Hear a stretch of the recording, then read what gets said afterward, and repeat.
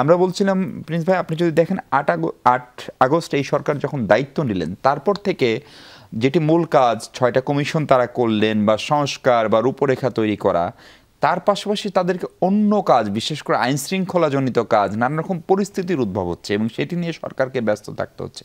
ফলে এগুলো কেন হচ্ছে এবং এটি নিয়ে বিএনপির স্ট্যান্ড কি? আপনার তো প্রত্যেক ইউনিয়ন সংগঠন আছে, কেন আপনারাও সেটি প্রতিহত করতে পারছেন না? যারা করছে তারা কেন এত শক্তিশালী?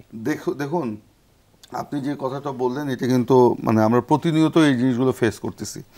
এই যে 6ই আগস্ট থেকে সরকার যেগুলো ফেস করছে, বা 8ই আগস্টের পর থেকে ফেস করছে, যেগুলো প্রশাসনের ভিতরে বলেন বাইরে বলেন, এগুলো সব কিছুই কি স্বপ্রণোদিত হয়ে কেউ এই ঝামেলা তৈরি করতেছে? তা কিন্তু না। এখানে দেশের ভিতরেও কেউ তৈরি করতেছে, তাও কিন্তু না।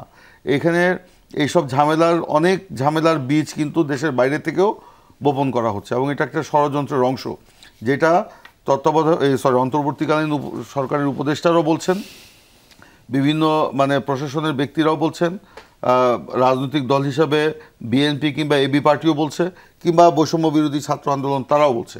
তা আজকে এই যে ষড়যন্ত্রগুলো হচ্ছে, এটা কেন? এগুলো হচ্ছে এই সরকারকে মানে অস্থিতিশীল করা, এবং এই ছাত্র গণবিপ্লবের মধ্য দিয়ে আজকে স্বৈরাচারের যে পতন হয়েছে এবং গণতন্ত্রের পথে যে নতুন করে যাত্রা শুরু হয়েছে, এই যাত্রার পথে একটা প্রতিবন্ধকতা সৃষ্টি করা, এবং আবার আপনার এই স্বৈরাচারকে বা স্বৈরাচারী ব্যবস্থাকে আবার নিয়ে আসা।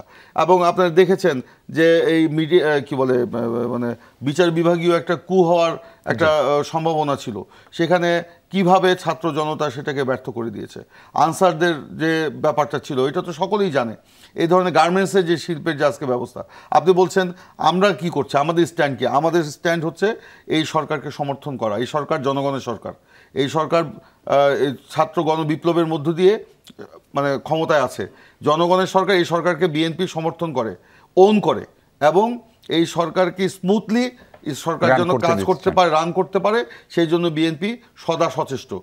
এখন আপনি বলছেন আমরা কি করছি আমাদের ইউনিয়ন পর্যায়ে? আমরা তো এটার প্রতিরোধ করছি। আমরা তো বিভিন্ন জায়গায় মিছিল মিটিং সময়, যে আপনি ধরেন গার্মেন্টসের যে একটা অস্থিরতা, আমরা প্রত্যেকটা এলাকায় মিটিং করছি। প্রশাসন আমাদেরকে ফোন করে যে ভাই আপনারা এসে একটু দাঁড়ান, আমরা যাচ্ছি।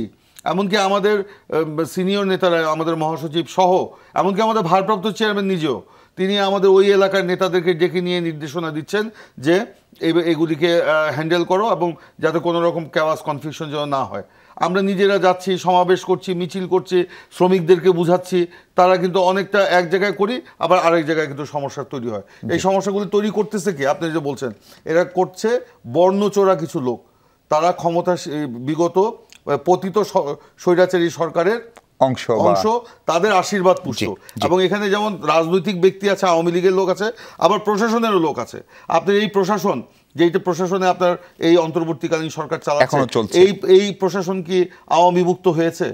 এই প্রশাসন কি স্বৈরাচার মুক্ত হয়েছে? এই প্রশাসনের সচিব থেকে শুরু করে একেবারে ইউনো পর্যন্ত, এ তো সবই তো আওয়ামী লীগের আমার নিয়োগিত। তারা কি আপনার স্মুথলি এই গভর্নমেন্টকে রান করতে দিবে? এদেরকে রেখে কি আপনার এই অন্তর্বর্তীকালীন সরকার স্মুথলি রান করবে?